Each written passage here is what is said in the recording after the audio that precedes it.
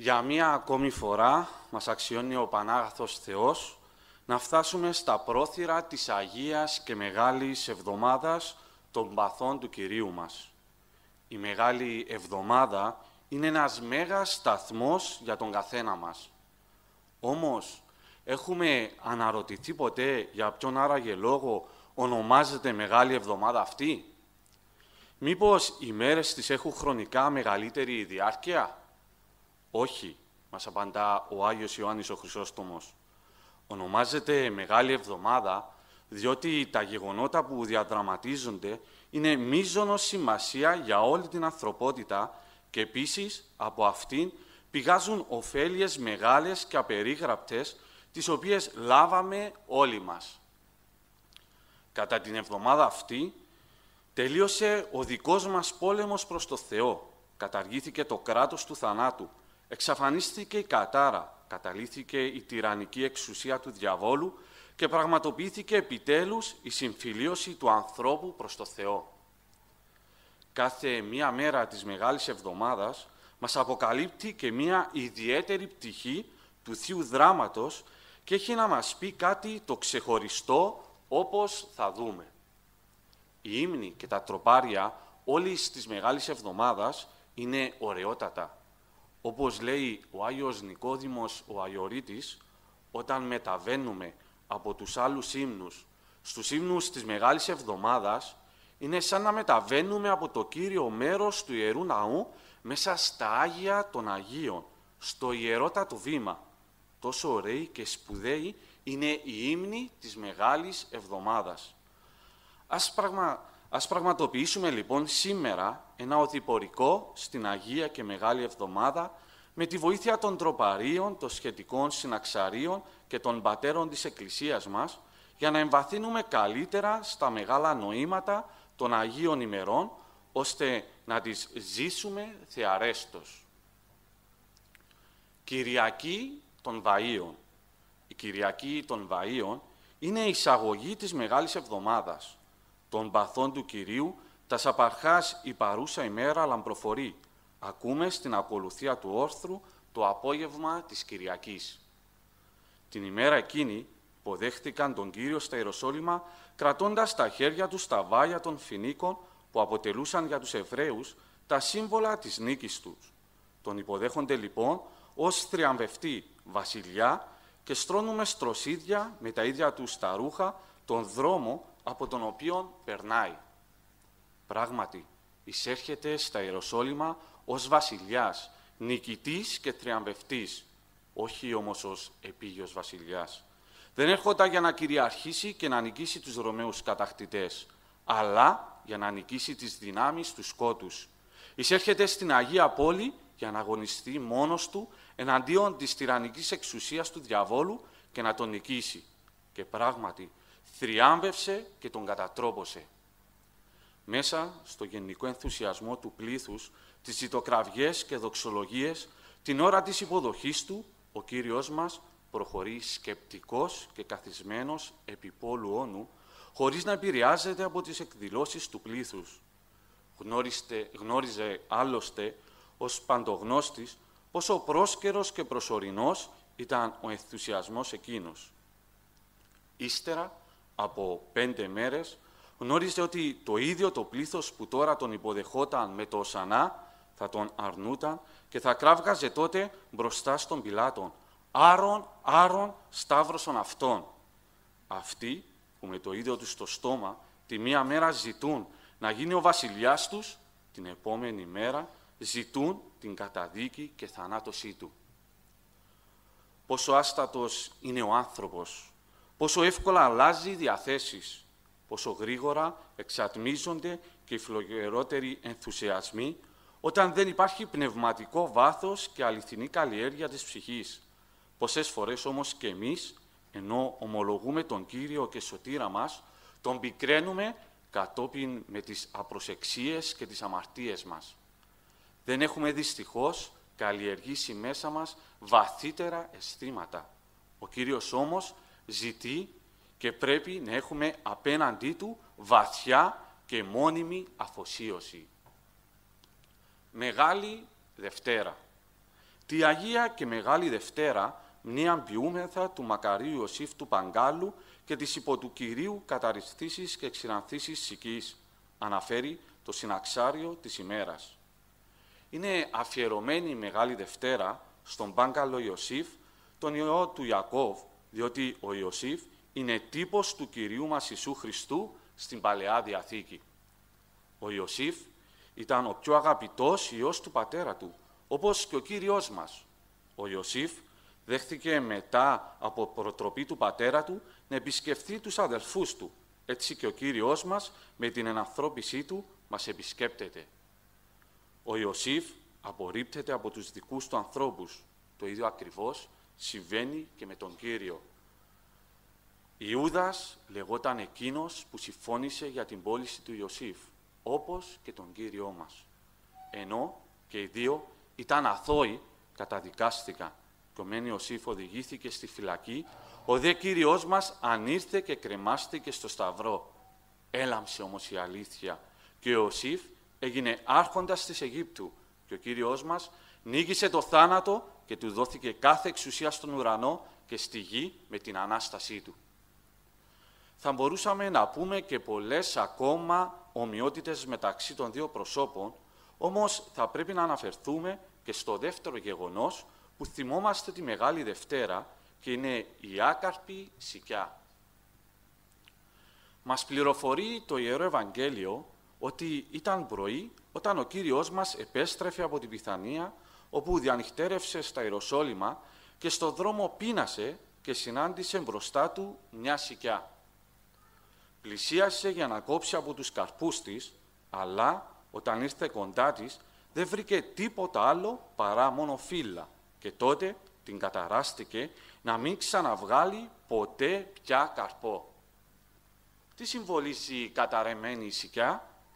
Συμβολίζει τη συναγωγή των Ιουδαίων, η οποία δυστυχώς δεν απέδιδε καρπούς πνευματικούς, γι' αυτό και καταδικάστηκε από τον Κύριο. Όμως συμβολίζει και κάθε πιστό χριστιανό, ο οποίος δεν πρέπει να αρκείται μόνο σε λόγια και συναισθηματισμούς, αλλά πρέπει να αγωνίζεται και να καρποφορεί με τις αρετές του. Μεγάλη Τρίτη. Ας περάσουμε τώρα και στην επόμενη μεγάλη ημέρα.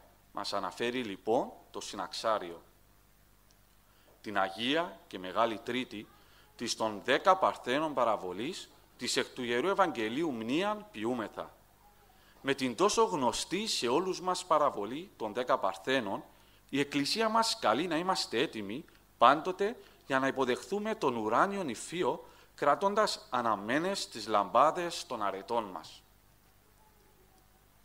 Να περιμένουμε λοιπόν έτοιμοι τον Ιφείο, δηλαδή τον Κύριο, ο οποίος θα έρθει ευνηδίως, είτε προσωπικά για τον καθένα μας στη στιγμή του θανάτου μας, είτε ομαδικά κατά τη Δευτέρα παρουσία. Η παραμέληση και ο νησταγμός της ψυχής δίνουν ευκαιρία στον πανούργο εχθρό της ψυχής μας, που καιροφυλαχτεί, να πυρπολίσει τον ναό του Θεού που έχουμε μέσα μας. Χρειάζεται καθημερινή επαγρύπνηση και πνευματική δραστηριότητα. Χρειάζεται καθημερινά να βρισκόμαστε στις πνευματικές μας επάρξεις για να αποκρούσουμε τις διάφορες προβολές του πονηρού. Μόνο έτσι θα μας πλαχνιστεί ο Κύριος μας και θα μας εισαγάγει στη βασιλεία Του. Από τους υπόλοιπους ύμνους της Μεγάλης Τρίτης, οι περισσότεροι συντέθηκαν με βάση την παραβολή των ταλάντων και μας τονίζουν επίσης την ίδια αλήθεια, ότι πρέπει δηλαδή να εργαζόμαστε την ψυχή μας χωρίς ραθυμία για να καλλιεργήσουμε και να αυξήσουμε τα χαρίσματα που μας έδωσε ο Θεός. Μεγάλη Τετάρτη. Την Αγία και Μεγάλη Τετάρτη της αλειψάσης των Κυρίων Μύρων Πόρτης Γυναικός, μνήαν πίστε οι Θεοτάτοι πατέρες εθέσπισαν ότι προ του σωτηρίου πάθους μικρών τούτο γέγονε. Γράφει πάλι το συναξάρι της ημέρας. Επίσης, φέρνει στο νου μας η Εκκλησία μας, με τους ύμνους της Μεγάλης Τετάρτης, τα σχέδια του Ιούδα για την προδοσία του διδασκάλου του και την απόφαση του Συνεδρίου των Ιουδαίων να συλληφθεί και να καταδικαστεί ο Ιησούς. Ας δούμε δύο σχετικούς ύμνους. Των δεινών βουλευτήριων των ανώμων σκέπτεται, Θεομάχου ψυχής υπάρχων, ως δίσχριστον των δίκαιων αποκτήνε, Χριστόν ως ψάλλομεν. Σύ Θεός ημών και ουκ έστιν Άγιος, πλην σου Κύριε. Και ο άλλος, ότε η αμαρτωλός προσέφερε το μύρον, τότε ο μαθητής νεφώνει της παρανόμης. Η μεν έχερε καινούσα το πολύτιμον, ο δε έσπευδε πωλήσε το ατίμητον, αυτή τον δεσπότην επεγίνωσκεν, ούτως του δεσπότου εχωρίζετο, αυτή ελευθερούτο, και ο Ιούδας δούλος εγεγόνη του εχθρού, δεινώνει ραθυμία, μεγάλη μετάνοια, ειν μη δόρισε σωτήρ, ο παθών υπερημών και σώσον ημάς. Από τη μια πλευρά έχουμε την αμαρτωλό που φωτίζεται και από την άλλη έχουμε τον μαθητή που σκοτίζεται. Ο μαθητής χάνεται και η αμαρτωλός σώζεται. Πόση δύναμη των αμαρτωλών παθών και μόνο ένα πάθος μπορεί να προκαλέσει τύφλωση πνευματική. Πόση όμως και η δύναμη της πραγματικής μετανοίας. Η μετάνοια σπάζει τα δεσμά της ψυχής, την απελευθερώνει, τη μεταμορφώνει και την αγιάζει. Και στην πιο αμαρτωλή ψυχή η μετάνοια είναι ικανή να της χαρίσει το αρχαίο κάλος. Στο τέλος, μάλιστα, της Ιεράς Ακολουθίας ψάλλεται και το ωραίο και γνωστότατο εκείνο τροπάριο, «Κύριε, οι εν πολλαί αμαρτίες», που το συνέγραψε η Βυζαντινή ποιήτρια Κασιανή. Η Κασιανή ήταν μοναχή με χάρισμα, ποιητικό και έγραψε πολλά τροπάρια. Δεν ήταν η ίδια αμαρτωλή γυναίκα, όπως την παρουσιάζει η αρρωστημένη φαντασία πολλών μυθιστοριογράφων, αλλά συνέγραψε για την αμαρτωλή γυναίκα αυτό το πολύ συγκινητικό ποίημα. Μεγάλη Πέμπτη. Φτάνουμε πλέον στη Μεγάλη Πέμπτη. Από αυτήν την ημέρα κυρίως αρχίζουν τα φρικτά του Κυρίου μας πάθη. Την Αγία και Μεγάλη Πέμπτη οι τα πάντα καλώς διαταξάμενοι Θείοι Πατέρες, αλληλοδιαδόχως εκ των Θείων Αποστόλων και των Ιερών Ευαγγελίων, παραδεδόκασιν ημίν 4 τινά εορτάζει των Ιερών Νηπτήραν, των μυστικών δείπνων, δηλαδή την παράδοση των καθημών φρικτών μυστηρίων, την υπερηφιά προσευχή και την προδοσία αυτήν.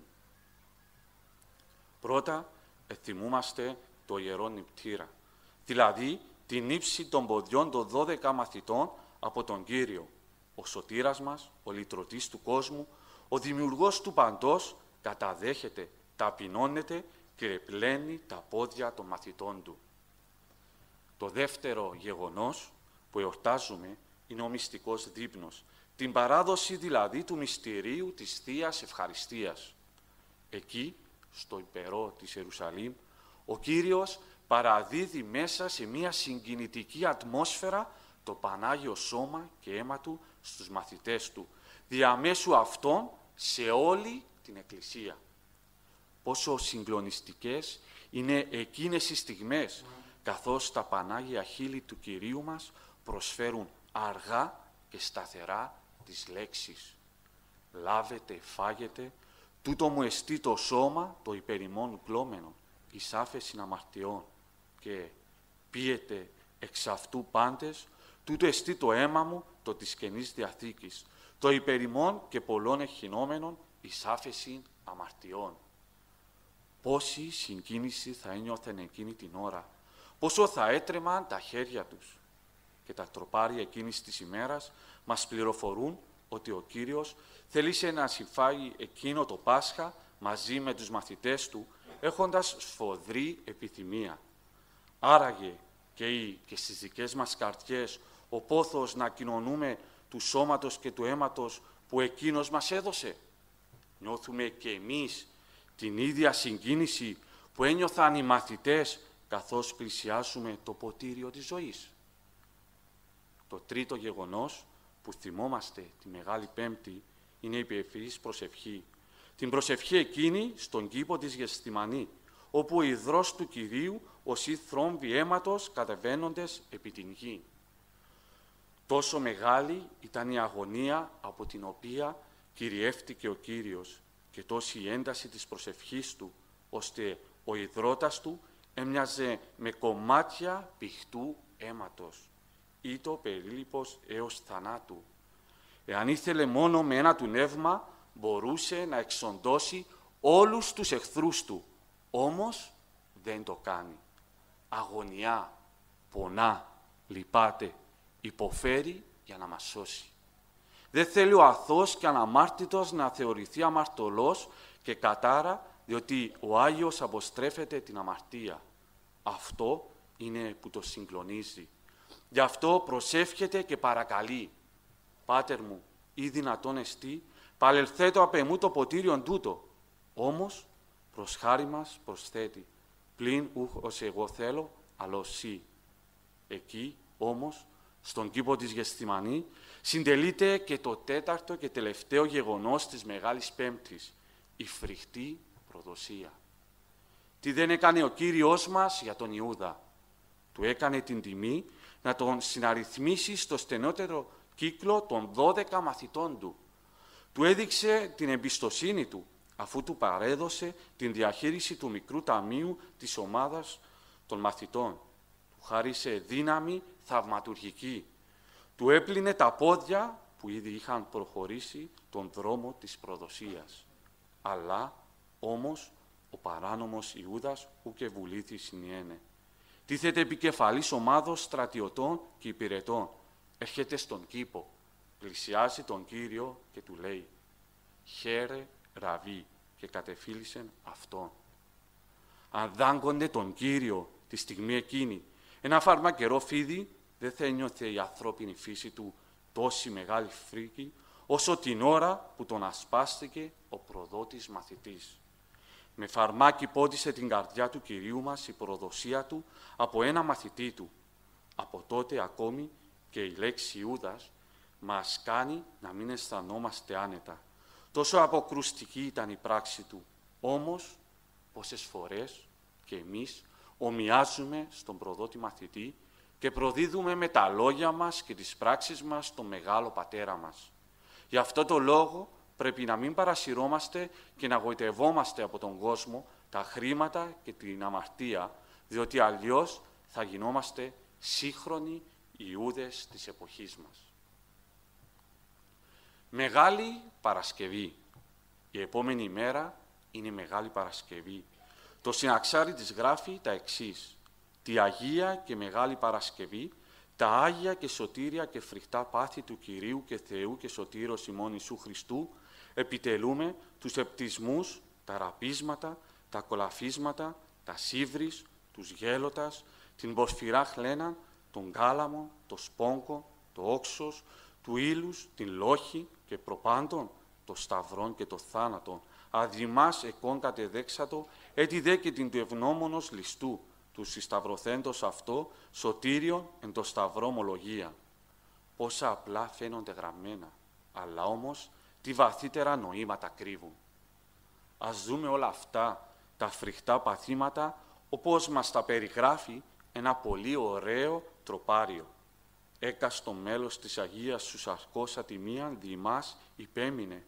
Τα σακάνθας η κεφαλή, οι όψεις τα επτίσματα, εσύ αγώνες τα ραπίσματα, το στόμα την ενόξη κραστήσαν χολήν τη γεύση, τα ότα τα δισεβείς βλασιμίας, ο νότος τη φραγγέλωση και η χή των κάλαμων, του όλου σώματος εκτάσιν εν το σταυρό, τα άστρα του ήλους και η πλευρά τη λόχη, ο παθών υπερημών και παθών ελευθερώσας ημάς, ο συγκατριβάς ημίν φιλανθρωπία και ανυψώσας ημάς παντοδύναμε σωτήρ ελέησον ημάς. Όλα τα περιλαμβάνει μέσα στον ύμνο του αυτόν ο Ιερός Υμνογράφος. Όλα όσα συνιστούν τα φρικτά παθήματα του Κυρίου μας, τα οποία διηγούνται οι Ιεροί Ευαγγελιστές. Παρουσιάζει ένα προς ένα τα μέλη του Αγίου Σώματος του να τιμάζονται, να χτυπιούνται και να ταλαιπωρούνται από τους σταυρωτές του. Αρχίζει από την Αγία Κεφαλή του. Η κεφαλή εκείνη που περιέκλειε τη Θεία Σοφία υβρίζεται και περιφρονείται με το ακάνθινο στέφανο και γεμίζει με αίματα. Το πρόσωπό του δέχτηκε και υπέμεινε τα επτίσματα, τα φτισήματα των στρατιωτών και των Ιουδαίων. φοβερά πραγματικά το μαρτύριο αυτό. Ποιος αντέχει αλήθεια να τον φτύνουν. Θα μπορούσε την ώρα εκείνη ο Παντοδύναμος να κάνει ώστε να στραβώσουν τα στόματα αυτών που τον έφτυναν. Κι όμως υπέμεινε καρτερικά. Οι συαγώνες του, συνεχίζει ο υμνοδός, δέχτηκαν τα ραπίσματα. Χτυπούσαν και περιγελούσαν και έπαιζαν μαζί του οι σταυρωτές. Χτυπούσαν το Πανάγιο πρόσωπο εκείνου, τον οποίον δεν τολμούν να ατενίσουν οι Άγιοι Άγγελοι. Ράπιζαν τον Κυρίαρχο του σύμπαντος. Το στόμα του γευτήκε την πικρία από το μείγμα από τη χολή και ξύδι που του προσέφεραν επάνω στο σταυρό. Το στόμα εκείνο που γλέκαινε με τα λόγια που έβγαιναν από αυτόν τον πόνο των ανθρώπων, που δίδασκε και κήρυτε πρωτάκουστες αλήθειες, που έδινε διαταγή στους ανέμους και στις φουρτουνασμένες θάλασσες και γαλήνευαν αμέσως, πικράθηκε τώρα με τη χολή και το ξύδι. Τα αυτιά του άκουγαν συνεχώς δισεβείς βλασιμίες. Οι άρχοντες του Ισραήλ κάτω από το σταυρό κράβγαζαν εναντίον του και τον χλέβαζαν.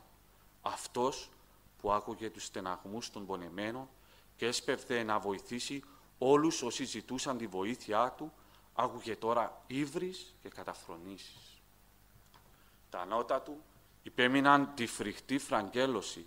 Το μαστίγωνα με σκληρότητα οι δήμοι και τα μικρά τεμάχια από σίδερο ή οστά που ήταν δεμένα στα λουριά του μαστιγίου έμπαιναν μέσα στα ενάγια σάρκα και την ξέσκιζαν. Θα έπρεπε να παρελύσει με ένα του νεύμα τα χέρια αυτών που το μαστίγωναν. Κι όμως υπέμεινε αγόγγιστα στην απάνθρωπη μαστίγωση. Τα χέρια του, με τα οποία έδινε φως σε τυφλούς και θεράπευε αρρώστους και ανέστηνε νεκρούς, αγγίζοντας τα φέρετρά τους, κράτησαν τώρα τον κάλαμο, σαν άλλο βασιλικό σκύπτρο εξουσίας που του έδωσαν για να τον εμπέξουν και να γελούν εις βάρος του οι εχθροί του.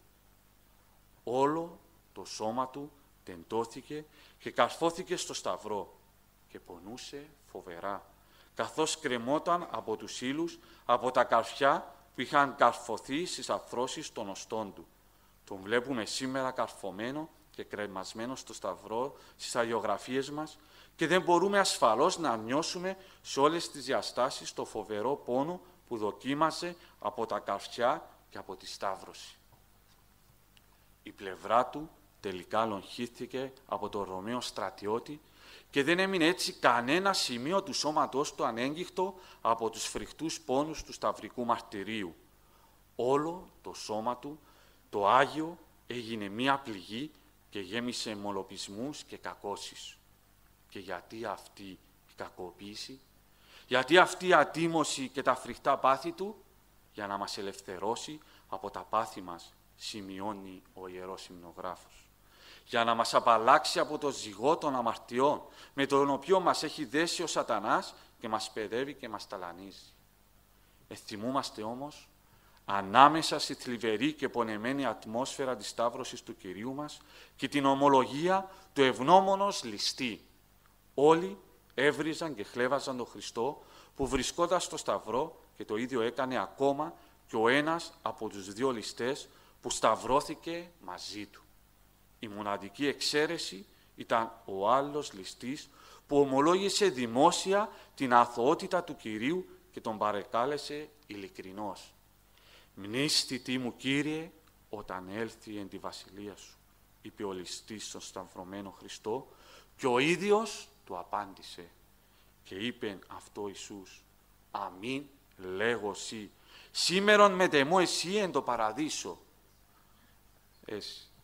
Αυτό το μνήστητη του ληστή αποτέλεσε το κλειδί που ξεκλείδωσε μια για πάντα τις φραγισμένες και κλειδωμένες πύλες του παραδείσου. Ας γίνει διδάσκαλος με τη μετάνοιά του ο ληστής, ώστε ποτέ να μην απελπιζόμαστε όσο χαμηλά κι αν έχουμε πέσει.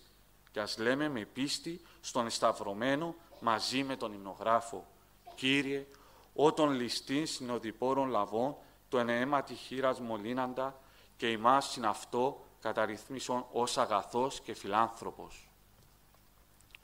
Μέγα Σάββατο. Μετά την Παρασκευή ακολουθεί το ευλογημένο Σάββατο, το μοναδικό Σάββατο που επιβάλλεται αυστηρότατη νηστεία, διότι το Αγίο και Μεγάλο Σαββάτο, τη Θεόσωμον Ταφή και την εις άδου κάθοδον του Κυρίου και σωτήρος ημών Ιησού Χριστού εορτάζομαι, διόν της φθοράς των ημέτερων γένος ανακληθέν προς αιωνία ζωή μετεβέβηκε. Ας στραφεί για λίγο ο νους μας στο λόφο του Γολγοθά, όπου κρέμεται νεκρός ανάμεσα στους δύο ληστές ο βασιλεύς της δόξας. Έφτασε η ώρα των δειλών. Όλοι τον έχουν εγκαταλείψει. Δύο κρυφοί μόνο μαθητές, ο ευσχήμων βουλευτής Ιωσήφ ο Αριμαθέας και ο νομοδιδάσκαλος Φαρισαίος Νικόδημος, ο κρυφός μαθητής, αυτοί οι δύο, χωρίς να υπολογίσουν τίποτα, ανέλαβαν να θάψουν το Πανάγιο Σώμα του Κυρίου μας. Εμείς βλέπουμε στους Ιερούς Ναούς την αποκαθήλωση του Κυρίου και συγκινούμαστε. Τι θα νιώθει άραγε εκείνη τη στιγμή ο Ιωσήφ με τον Νικόδημο, καθώς εκείνη τη στιγμή έπιανα με τα χέρια τους και να απότεθαν στο κενό μνημείο το σώμα του Κυρίου. Πώς σε κυδεύσω, Θεέ μου, ή πώς συνδώσιν ηλίσω, ποιες χεσίδε προσέξω τον σώνα κυράτων σώμα, ή ποια άσματα με έλειψω της εξόδου χτύρμο, ενώ το σώμα του βρίσκεται στον τάφο, η ψυχή του βρίσκεται στον Άδη και κηρύττει στους προαπελθόντας ανθρώπους και όσες από αυτές τις ψυχές πίστεψαν στο κήρυμα του Κυρίου ελευθερώθηκα. Με την κάθοδό του στον Άδη συνέτριψε και κατέλυσε το κράτος του θανάτου. Σήμερον ο Άδης στενών βόα, κατελήφθη μου η εξουσία. Εγώ είχον τους νεκρούς από αιώνος, αλλά ούτω ιδού πάντας εγείρει. Εκ του Ιωσήφ και του Νικοδήμου λάμπει κατά το Μέγα Σάββατο και το παράδειγμα των μυροφόρων γυναικών. Ετοίμασαν τα μοίρα της αγάπης και της ευγνωμοσύνης τους προς τον Κύριο και χωρίς να φοβηθούν έρχονται για να μοιρώσουν το σώμα Του. Ο Θεός μάλιστα αξίωσε αυτές τις γενναίες γυναίκες να είναι οι πρώτες που μετέφεραν το μήνυμα της Αναστάσεώς Του στους μαθητές. Υμνούνται μάλιστα και με ρεότατους ύμνους και των εγκομείων. Έραναν τον τάφο, εμυροφόρε μοίρε, λίαν πρωίν ελθούσα. Με το ηρωικό παράδειγμα των μυροφόρων, ας τελειώσουμε την εξέταση της Μεγάλης Εβδομάδας, διότι ήδη πλησιάζει η Ανατολή της μίας των Σαββάτων και ο θάνατος νικημένος παραχωρεί τη θέση του στην Ανάσταση. Αγαπητοί, δεν είναι εύκολο βέβαια μέσα σε λίγη ώρα να θαυμάσουμε όλο τον πλούτο των νοημάτων της Αγίας και Μεγάλης Εβδομάδας. Τα όσα είπαμε ήταν απλώς ένα οδηπορικό, ώστε να πάρουμε αφορμή και να κεντήσουμε το ενδιαφέρον μας για να προετοιμαστούμε να ζήσουμε πραγματικά αυτές τις Άγιες ημέρες. Μόνο ας ζήσουμε και συμμετάσχουμε ψυχικώς στο πάθος του Κυρίου μας, θα χαρούμε και την Ανάστασή Του. Πρέπει να περάσουμε από το Γολγοθά για να αισθανθούμε Ανάσταση. Ο τρόπος είναι γνωστός. Να σταυρώσουμε τα πάθη και τις επιθυμίες μας. Να μισήσουμε την αμαρτία εξαιτίας της οποίας έπαθε όλα αυτά ο αναμάρτητος. Και να αγαπήσουμε με όλη την καρδιά και την ψυχή μας εκείνον το σωτήρα μας και λυτρωτή μας. Αμήν.